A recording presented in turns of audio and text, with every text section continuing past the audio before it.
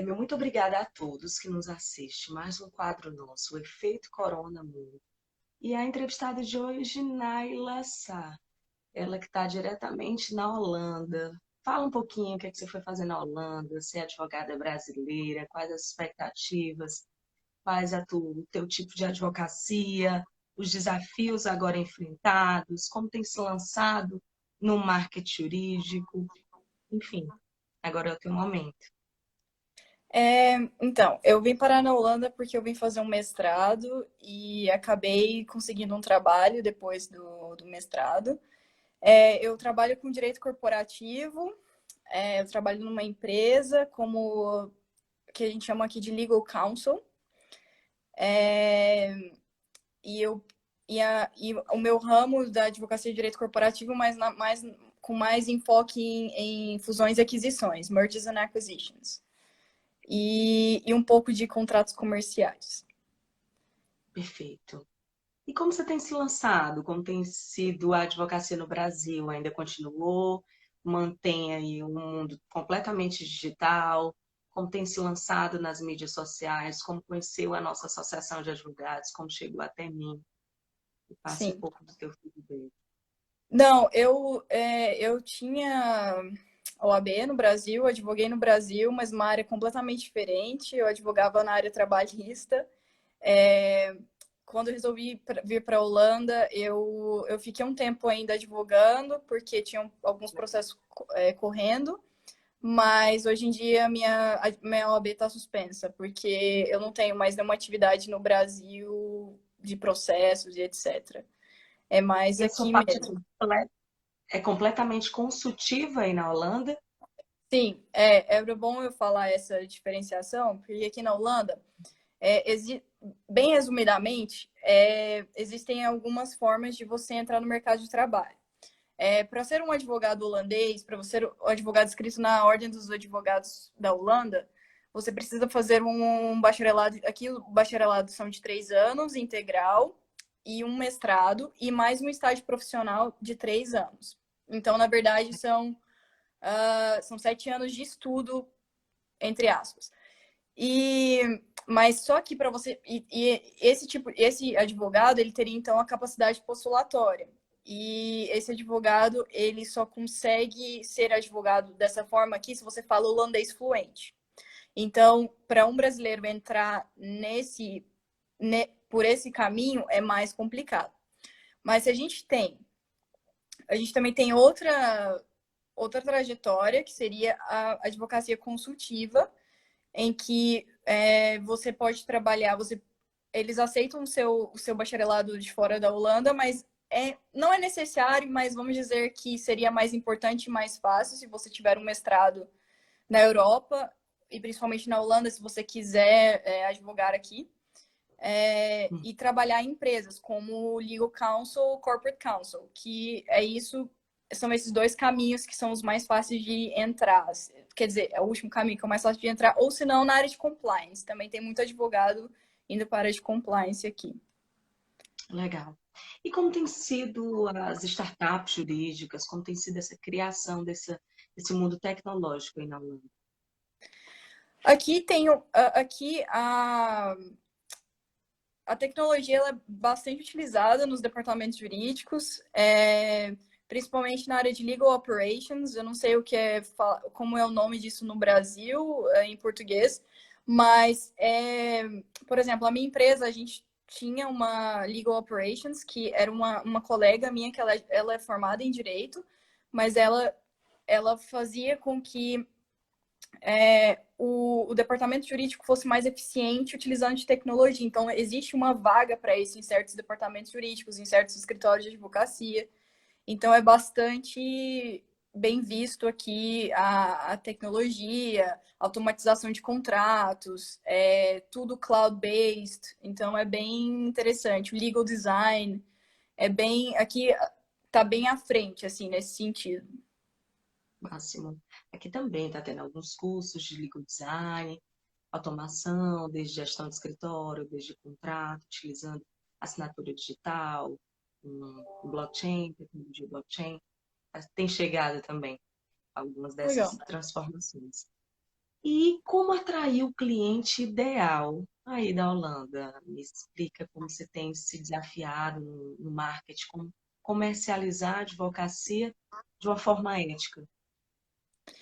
Então, aqui a minha experiência realmente é como empregada, é como trabalhar numa empresa. Então, no meu caso, foi mais a questão de entrar no mercado de trabalho como legal counsel. Então, eu não tive. O meu cliente é o meu empregador, vamos dizer assim. Sim. Então, então é, o ideal foi realmente ter um currículo bom, ter tido um mestrado daqui, um mestrado em inglês, um LLM, né, que chama, aqui pelo menos. E principalmente, assim, a dica que eu dou para quem quiser vir para cá, trabalhar aqui, é inglês fluente, é, fazer um mestrado na Europa, especialmente nas áreas de mergers and acquisitions, arbitragem, direito de concorrência, né? Competition law, e também ter vasta experiência ou vasto estudo em contratos comerciais internacionais, porque não importa, porque aqui, apesar, por exemplo, em Amsterdã tem muitas multinacionais. Então, por exemplo, eu trabalho numa multinacional e eu estou em contato com contratos não apenas holandeses, mas também contratos que envolvem o Brasil, que envolvem a China, que envolvem os Estados Unidos. Então, são conceitos internacionais de contratos que você pode aplicar em qualquer tipo de contrato. Você não precisa ter uma base de direito holandês, é uma base geral de direitos dos contratos comerciais, vamos Que dizer assim. máximo, parabéns. E me fala, em meio à pandemia, coronavírus, conte se houve paralisação ou não do judiciário, como a classe jurídica tem reagido aí, como tem sido a adaptabilidade dessa advocacia digital, como tem se lançado no marketing jurídico outros advogados que necessitam captar clientela estando em home office, como tem sido o isolamento aí da sua classe. Sim. É, então, em relação à pandemia, sim, houve a paralisação do judiciário, mas os casos urgentes ainda estão sendo analisados pelos juízes, pelo judiciário, as varas de família, falência e as medidas e as varas que cuidam das medidas liminares ainda estão ocorrendo, as criminais também. Mas a questão do home office e do lockdown, porque aqui houve um diferente tipo de lockdown. Na Holanda, o lockdown ele aconteceu parcial, então o lockdown realmente só é efetivo por exemplo, nos lugares de grandes aglomerações, por exemplo, academia, lojas não, desculpa, Arte, restaurantes, restaurante. bares e restaurantes. E escolas também foram fechadas, mas o comércio no geral ele está aberto. Por exemplo, lojas estão abertas, supermercados estão abertos. Só que existe as pessoas elas estão indo devagar, como é que fala? Só algumas pessoas podem entrar mantendo distância. Então, não houve uma paralisação tão grande. E os E aí, os escritórios de advogados advocacia, como tem sido? Os escritórios têm funcionado, como tem sido? têm funcionado home office, todo mundo de home office. E como eu tenho contato mais com escritórios maiores, eu acredito que eles não tenham, na verdade, houve uma intensificação da, da atividade jurídica por conta, principalmente das empresas, porque tem muita empresa que está procurando, que estão procurando auxílios do governo, porque o governo tá ajudando, então eles geralmente procuram os advogados para saber como é que eu posso fazer isso, como é que eu posso demitir um funcionário, como é que eu posso pedir essa assistência do governo. Então, eu acho que houve uma intensificação nesse sentido. Mas, como eu disse, a Holanda, eu acho que aqui, essa questão do home office, ela veio bastante como é que eu posso dizer? A Holanda já é assim, do home office. Já era comum pessoas trabalharem um dia da semana em casa.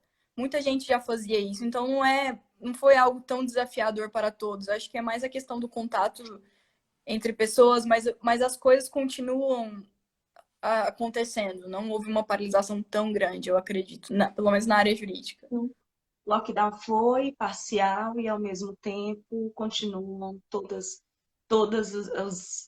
os estabelecimentos que necessitam serem emergenciais e a adaptabilidade dos escritórios de advocacia foram para home office, que já era uma prática que já tinha, já era fato da sua realidade, né? E qual a Sim. perspectiva econômica frente a tudo isso para os próximos meses e como se dará os novos modelos de negócio? Você acha que a advocacia se tornará ainda mais digital? Como você acredita que também esse impacto pode ser originário na nossa classe? Sim, eu acredito que, economicamente falando, na Holanda, eu acho que com certeza vai ter um impacto econômico, mas não tão grande igual no Brasil, por exemplo, porque aqui eu vejo que a tecnologia e a questão de trabalhar remotamente é algo já utilizado e foi bem abraçado por todos. Em relação à classe advocatícia, eu acredito que sim, vai cada vez mais partir para um ramo digital, para o lado digital. E, para ser honesta, eu acredito que é só mais uma confirmação que a nossa profissão ela pode ser feita Em lugar do remotamente. mundo. Exatamente, Exato. qualquer lugar do mundo. E, por exemplo, eu acho que é muito inútil pessoas se deslocarem para fazer uma audiência, porque a audiência não pode ser por videoconferência. Entende? Eu acho Perfeito. que essas coisas realmente tiveram. Claro que essa pandemia ela tem muitas desvantagens, obviamente, mas eu acredito que as oportunidades que irão surgir depois dela também são bastante boas, assim, para a classe. Sobre o direito tributário, recuperação das empresas, acredita que houve algum incentivo, houve alguma transformação nesse período de pandemia? Sim, na Holanda, impostos aqui são bem altos. A maioria dos impostos são retidos na fonte, inclusive. Então, o governo holandês utilizou desses vários fundos já arrecadados de anteriormente para poder recuperar as empresas que estão em um grave momento, principalmente os bares, restaurantes, etc. Então, eles têm várias medidas que eles soltaram para fazer o pedido, para ter uma assistência, um empréstimo. Então, eu acho que o direito tributário está aí para ajudar bastante, mas também para prejudicar, assim, prejudicar no sentido de que já tem vários burburinhos falando que depois que o pico da pandemia passar, acredita-se que os impostos vão aumentar consideravelmente para poder Para ter uma recuperar. recuperação do investimento realizado e fora que os empresários ainda não estão restabelecidos, ainda estão na Sim, adaptabilidade dessa nova economia. exato. Enfim, Mas agora eu lembrei também de outra coisa que pelo menos os impostos têm, se as empresas comprovarem que foram muito afetadas pelas medidas do governo, eles também podem freeze, esqueci o nome, podem parar, não precisam pagar os impostos por um tempo. Então, isso é uma ajuda. me fala como o governo tem lidado com saúde, tecnologia, inovação, principalmente para amenizar essa problemática, número de mortos, também fomentar ainda mais esse isolamento, levar a educação, a informação assertiva para a sociedade. E se há algum plano de emergência do governo para lidar com os menos favorecidos na sociedade. E também na nossa classe, se a ordem da Holanda desenvolveu algum incentivo para a classe jurídica como um todo.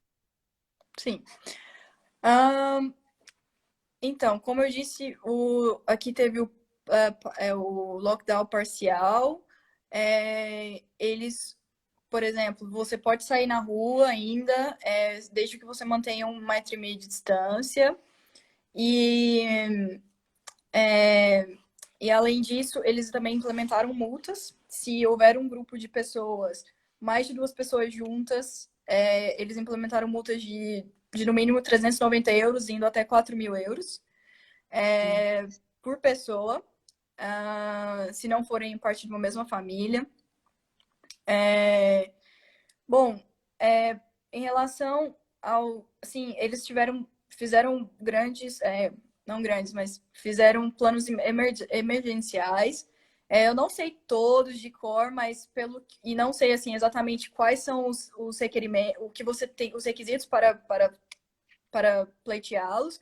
Mas, a exemplo, eu sei que para os profissionais autônomos, então, nesse caso, alguns advogados que são autônomos, eles podem sim pedir um auxílio assistencial para o governo. Se eles comprovarem que não tem mais dinheiro, etc., então o governo pode complementar a sua renda. Eles fizeram um plano para as empresas que comprovarem que sofreram um grande impacto econômico. Eles podem pleitear, as empresas que comprovarem que estão com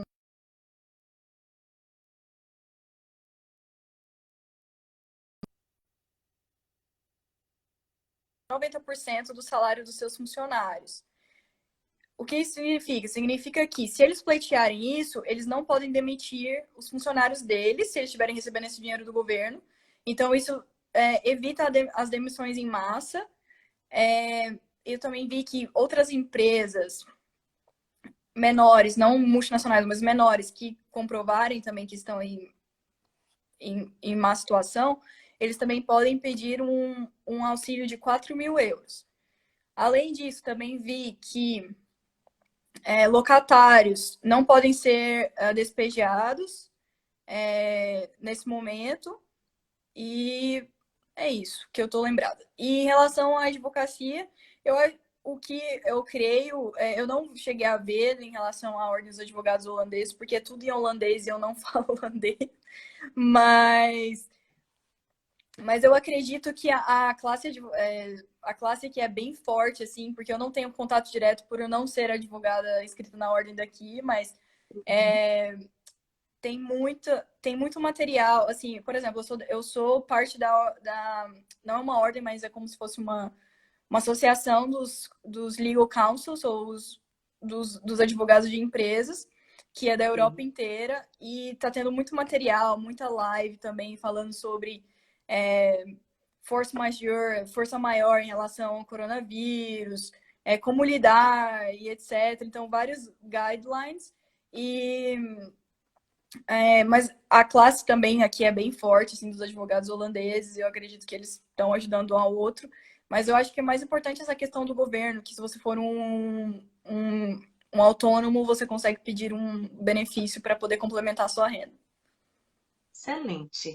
Me fala um pouco de você, qual o conselho que você poderia dar para outras pessoas se inspirarem na sua carreira, na sua ousadia de morar fora, e de aí construir uma carreira completamente nova, ainda inexistente aqui no país, no Brasil, para que outras pessoas possam se desafiar também, aqueles que nos assistem ou que venham nos assistir, e que fazem parte também da nossa associação de advogados. Legal. Para mim, assim, eu acho que o mais importante, se você quer morar fora do país e quer seguir a carreira jurídica, primeiro, falar inglês fluente, bem fluente, assim, legal English mesmo, como eles dizem, e almejar um mestrado fora do país. Isso seria bem interessante. E escolher a área certa, porque eu tenho colegas, assim, ainda bem que eu tive várias conversas com outros colegas, mas que fizeram mestrado na Holanda, mas a área certa é partir para a área comercial, para entrar no mercado de trabalho fora do Brasil, pelo menos na Holanda. A questão de direitos humanos, etc., é muito legal, muito interessante, mas infelizmente é muito difícil arranjar trabalho nessa área. Então, meu conselho, vai para a área comercial, fusões e aquisições, contratos internacionais, direito concorrencial, tributário também, a parte de transfer pricing, essa parte é muito importante, porque são muitas empresas internacionais, multinacionais que precisam. Então, meu conselho é esse.